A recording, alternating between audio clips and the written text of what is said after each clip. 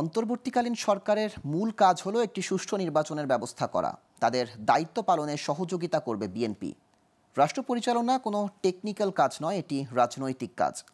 সকালে জাতীয় প্রেস ক্লাবে বাংলাদেশ খেলাফত আন্দোলনের প্রতিষ্ঠাবার্ষিকী উপলক্ষে আলোচনা সভায় এসব কথা বলেন বিএনপির স্থায়ী কমিটির সদস্য নজরুল ইসলাম খান। তিনি বলেন, ফ্যাসিস্ট হাসিনা দেশের গণতন্ত্রকে হত্যা করেছে।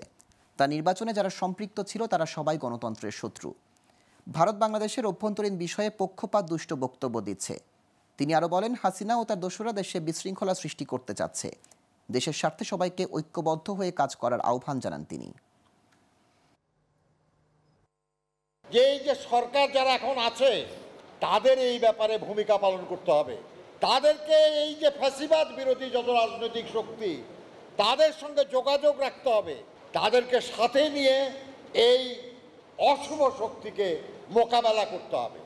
কখনো যাতে তারা আর এই অপরাধ করার জন্য, এই বাংলাদেশের মানুষকে লুট করার জন্য, বাংলাদেশের মানুষের অধিকার হরণ করার জন্য, বাংলাদেশের মানুষকে খুন করার জন্য, গুম করার জন্য, মিথ্যা মামলা দিয়ে হয়রানি করার জন্য আর একবার সুযোগ না পায়।